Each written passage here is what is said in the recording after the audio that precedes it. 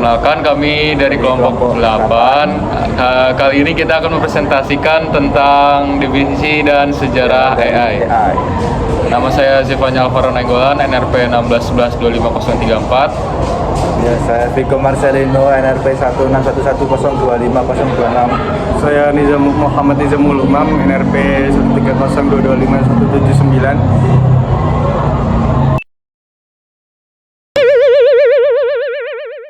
Nama saya Machiko. Saya Machiko Olivia Gozali, NRP 150 125 083. Saya Yusukma Devina dengan NRP 170125032. Selamat menyaksikan. A few moments later. AI adalah kecerdasan buatan, cabang ilmu komputer yang berfokus pada pengembangan sistem yang mampu melakukan tugas-tugas yang biasanya membutuhkan kecerdasan manusia.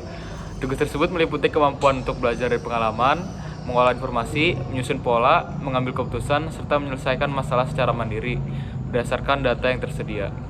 Dalam penerapannya, AI bekerja melalui serangkaian algoritma, terutama machine learning dan deep learning, yang memungkinkan sistem mempelajari pola dari data dalam jumlah besar. Semakin banyak data yang diproses, semakin baik kemampuan AI dalam meningkatkan akurasi, membuat prediksi, dan menyesuaikan perilakunya terhadap kondisi baru. Proses ini membuat AI tidak hanya menjalankan instruksi secara kaku, tapi mampu beradaptasi dan memperbaiki kinerjanya seiring waktu. Dalam kehidupan sehari-hari, AI telah banyak digunakan dalam berbagai bidang, seperti rekomendasi konten pada platform digital, deteksi wajah pada perangkat elektronik, navigasi berbasis GPS, hingga analisis data yang kompleks pada bidang medis, industri, keuangan, dan pendidikan. Teknologi ini membantu meningkatkan efisiensi, ketepatan, serta kecepatan proses kerja di berbagai sektor. Meskipun membawa banyak manfaat, AI juga memiliki tantangan seperti isu privacy, data, potensi bias dalam pengambilan keputusan akibat database yang tidak seimbang, serta kekhawatiran mengenai tergesernya beberapa jenis pekerjaan. Oleh karena itu, pengembangan dan penggunaan AI perlu disertai dengan prinsip etika dan regulasi yang tepat. Secara keseluruhan, kecerdasan buatan merupakan teknologi yang dirancang untuk meniru kemampuan kognitif manusia dengan tujuan mempermudah pekerjaan, meningkatkan produktivitas, dan memberikan solusi inovatif bagi berbagai permasalahan modern. Potensi perkembangan AI di masa depan sangat besar, menjadikannya salah satu teknologi yang paling berpengaruh dalam era digital saat ini. Jadi saya akan menjelaskan sejarah AI. Nah, AI itu apakah AI itu sejarahnya gimana?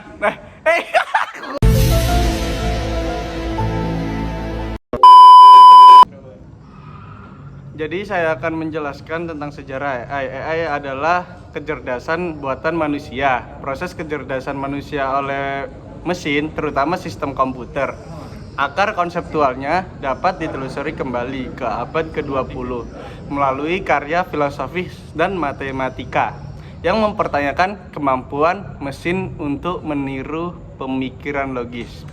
Kelahiran disiplin ilmu tahun 1950 dan 1956 krusial ditetapkan oleh Alan Turing pada tahun 1950.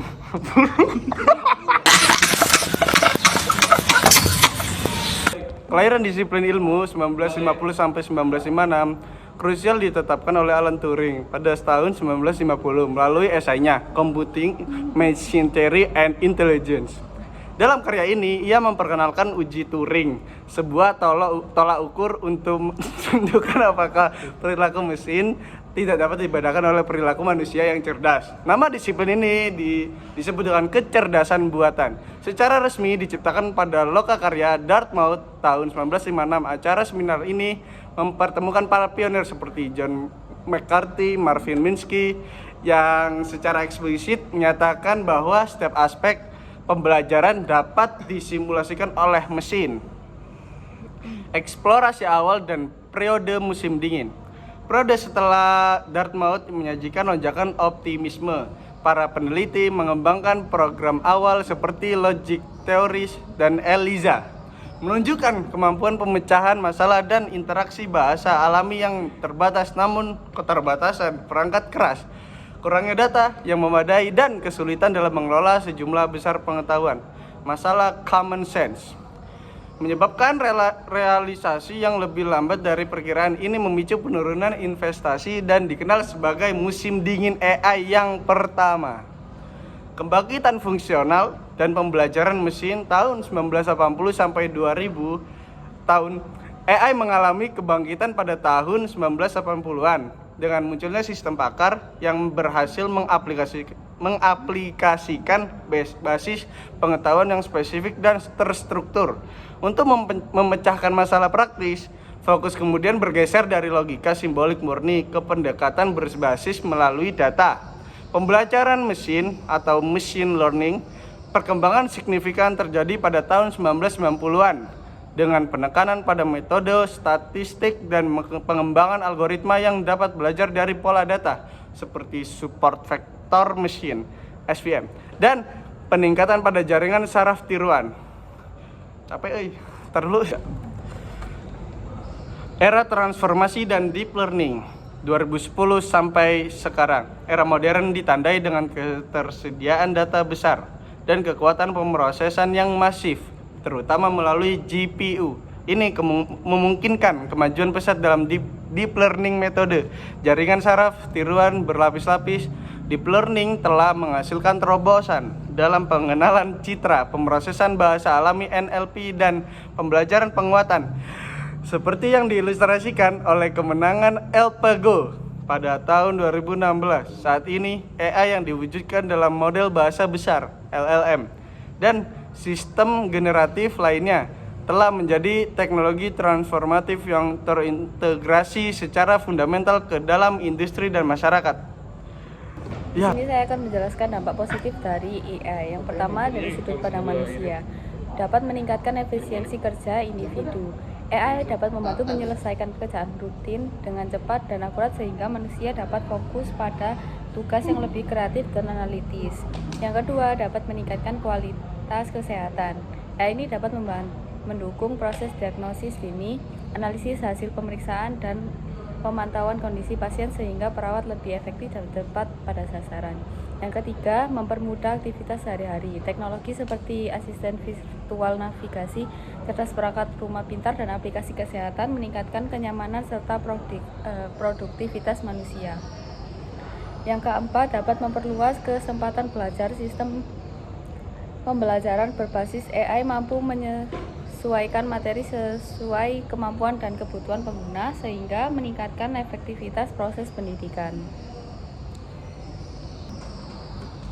Yang kedua, dari sudut pandang masyarakat. Yang pertama, meningkatkan kualitas pelayanan publik. AI membantu pemerintah dalam mengelola data manajemen lalu lintas dan prediksi bencana serta pelayanan masyarakat yang lebih cepat dan akurat. Yang kedua, mendorong pertumbuhan ekonomi. AI dapat meningkatkan produktivitas industri, membuka peluang bisnis baru, dan menciptakan lapangan kerja di bidang teknologi. Yang ketiga, dapat meningkatkan keamanan dan keselamatan. Sistem AI digunakan untuk deteksi kejahatan, keamanan siber, pengawasan area publik, serta respon cepat terhadap potensi ancaman. Yang keempat, meningkatkan inklusivitas sosial. AI mendukung penyandang disabilitas melalui teknologi seperti alat bantu visual, text-to-speech, dan sistem navigasi khusus. Yang ketiga, dari sudut pandang lingkungan. Yang pertama, pemantauan lingkungan secara real-time. AI dapat membantu monitor kualitas udara, suhu, cuaca, dan kondisi hutan sehingga memudahkan deteksi dini bencana alam seperti banjir dan kebakaran. Yang kedua, efisiensi energi dan pengurangan emisi. Sistem AI ini dapat mengoptimalkan pengguna energi di industri, transportasi, dan bangunan sehingga mengurangi pemborosan dan emisi karbon. Yang ketiga, dapat mendukung pertanian berkelanjutan. AI dapat memberikan analisis kondisi tanah, kelembapan, dan kesehatan tanaman sehingga penggunaan pupuk dan air menjadi lebih efisien serta ramah lingkungan. Yang keempat, mendukung konservasi ekosistem. AI digunakan untuk memantau populasi satwa liar, mendeteksi aktivitas pemburuan, serta pengolahan data lingkungan untuk pelestarian biodiversitas. Dan sekarang saya akan menjelaskan dampak negatifnya dari sudut pandang manusia. Yang pertama, adalah hilangnya pekerjaan atau displacement. AI ini dapat menggantikan pekerjaan yang bersifat rutin seperti administrasi, akuntansi, dasar, customer service, hingga analisis data sederhana. Akibatnya, banyak pekerja harus beradaptasi dengan skill baru atau beresiko kehilangan mata pencarian. Pergeseran ini menimbulkan ketidakpastian ekonomi dan tekanan mental, terutama bagi kelompok pekerja yang akses terhadap pelatihan ulangnya terbatas. Kedua, menurunnya kemampuan kognitif. Ketergantungan pada AI, misalnya untuk menulis, menghitung, mencari informasi, atau membuat keputusan, dapat menumpukan kemampuan berpikir kritis dan kreativitas manusia. Ketika hampir semua hal bisa dilakukan dengan mesin, manusia cenderung pasif dan tidak lagi melatih kemampuan analitis maupun pemecahan masalah. Ketiga, gangguan kesehatan mental. AI sosial dan platform rekomendasi dapat memengaruhi persepsi diri, memicu kecanduan konten, memperburuk perbandingan sosial, dan meningkatkan rasa kesepian. Selain itu, deepfake atau manipulasi digital dapat merusak reputasi individu dan menimbulkan stres berkepanjangan. Keempat, privasi dan keamanan pribadi. Sistem AI membutuhkan data yang besar. Pengumpulan data tanpa persetujuan jelas membuka resiko penyalahgunaan, kebocoran informasi, hingga pengawasan berlebihan atau surveillance. Individu tersebut akan kehilangan kontrol atas data kepribadiannya sendiri. Dan kedua, untuk dalam sudut pandang masyarakat. 1. Disinformasi atau manipulasi opini. Model AI mampu menghasilkan teks, gambar, dan video palsu yang sangat meyakinkan. Hal ini memudahkan penyebaran hoaks, propaganda, dan manipulasi politik. Masyarakat akan makin sulit membedakan mana yang nyata dan mana yang rekayasa, sehingga kepercayaan publik terhadap institusi menurun. Kedua, ketimpangan sosial dan teknologis. Akses terhadap AI canggih umumnya dimiliki oleh negara maju atau perusahaan raksasa. Ketimpangan ini menciptakan jurang baru antara kelompok yang mempunyai teknologi dan yang tidak, baik dalam pendidikan, ekonomi, maupun kemampuan inovasi. Negara atau masyarakat yang tertinggal akan semakin sulit mengejar. Ketiga, bias dan diskriminasi sistematik. AI belajar dari data, dan jika datanya bias, maka hasilnya diskriminatif. Contoh, sistem rekrutmen yang lebih memilih ras atau gender tertentu, prediksi kriminalitas yang tidak adil, atau layanan keuangan yang tidak memberikan pinjaman ke kelompok tertentu. Bias AI dapat memperkuat ketidakadilan sosial secara sistematik. Keempat, hilangnya interaksi sosial dan kohesi komunitas. Penggunaan AI dalam layanan publik atau bisnis seperti chatbot, robot perawatan lansia, hingga virtual friend dapat mengurangi interaksi antar manusia. Dalam jangka panjang, ini akan sangat berpengaruh pada empati, solidaritas sosial, dan rasa kebersamaan. Yang ketiga, dalam sudut pandang lingkungan. 1. Konsumsi energi yang sangat besar. Pelatihan model AI besar membutuhkan pusat data yang mengonsumsi listrik dalam jumlah masif. Sumber energi yang masih banyak berasal dari batu bara atau gas yang menyebabkan emisi karbon tinggi, berkontribusi langsung pada pemanasan global. 2. Jejak karbon tinggi. Satu kali pelatihan model AI skala besar dapat menghasilkan emisi setara ribuan perjalanan pesawat. Semakin banyak perusahaan berlomba mengembangkan AI baru, makin besar pula akumulasi jejak karbonnya. 3. Penggunaan air dan sumber daya alam. Data center tidak hanya membutuhkan listrik, tetapi juga air dalam jumlah besar untuk menyejukkan server. Di wilayah yang rentan kekeringan, kebutuhan air untuk data center dapat memicu konflik sumber daya dan memperburuk krisis lingkungan. Keempat, limbah elektronik. AI menuntut hardware bertenaga tinggi seperti GPU dan server khusus.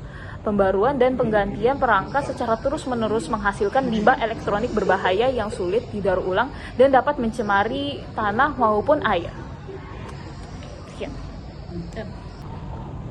Lalu untuk solusi mengatasi dampak negatif artificial intelligence, yang pertama dalam sudut pandang manusia, untuk mengurangi risiko hilangnya pekerjaan akibat otomatisasi, diperlukan program pelatihan ulang, yaitu reskilling dan peningkatan keterampilan atau upskilling, yang mudah diakses oleh semua kalangan. Pemerintah, institusi pendidikan, dan perusahaan perlu bekerjasama untuk menyediakan kurikulum yang relevan dengan kebutuhan industri digital seperti data science, analisis AI, atau manajemen teknologi. Selain itu, pengembangan AI harus diarahkan untuk mendukung pekerjaan manusia, bukan menggantikannya sepenuhnya.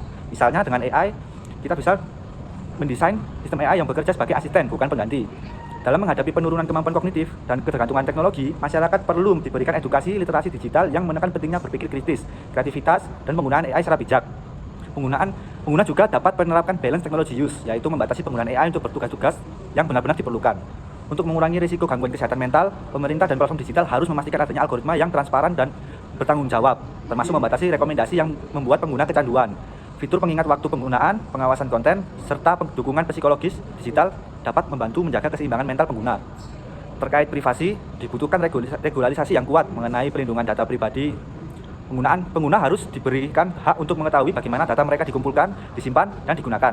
Enkripsi data dan kebijakan privacy by design wajib diterapkan pada setiap sistem AI. Lalu, yang kedua, sudut pandang masyarakat.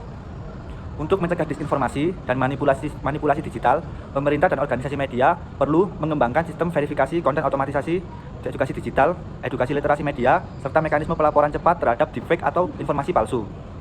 Masyarakat harus dilatih untuk lebih kritis dan mampu mengevaluasi kebenaran informasi yang beredar. Agar ketimpangan teknologi tidak semakin melebar, perlu adanya akses teknologi yang merata, khususnya di daerah yang tertinggal. Pemerintah dapat menyediakan infrastruktur digital dan subsidi perangkat untuk memastikan setiap warga memiliki kesempatan yang sama dalam memanfaatkan teknologi AI. Untuk mengatasi bias dan diskriminasi dalam algoritma, proses pengembangan AI harus dilakukan secara transparan dan inklusif, melibatkan berbagai kelompok masyarakat agar data yang digunakan representatif. Audit etis dan evaluasi berkala terhadap keputusan AI juga wajib dilakukan. Selain itu, untuk mencegah hilangnya kohesi sosial, perlu ada kebijakan yang mendorong interaksi manusia tetap menjadi bagian penting dalam layanan publik, pendidikan, dan kesehatan. AI sebaiknya menjadikan alat bantu, bukan pengganti dari hubungan sosial. Lalu yang ketiga, dalam sudut pandang lingkungan, dalam menggunakan konsumsi energi besar dari pusat data, perusahaan teknologi perlu beralih ke energi yang terbarukan, seperti surya, angin, dan hidro. Optimalisasi algoritma juga diperlukan agar proses pelatihan model AI menjadi lebih efisien dan tidak menghabiskan energi yang berlebihan. Jejak karbon yang tinggi dapat ditekan dengan menerapkan strategi komputasi hijau atau green computing seperti penggunaan server hemat energi, pendingin efisien, dan daur ulang panas dari data center untuk kebutuhan industri atau rumah tangga. Untuk mengurangi penggunaan air yang berlebihan, perusahaan harus mengembangkan teknik pendingin alternatif seperti pendingin udara, pendingin bawah tanah, atau teknologi liquid cooling yang lebih efisien dan minim pemborosan. Sementara itu, masalah limbah dapat diatasi dengan menerapkan sistem daur ulang, perangkat keras penggunaan material yang dapat dipakai serta kehilangan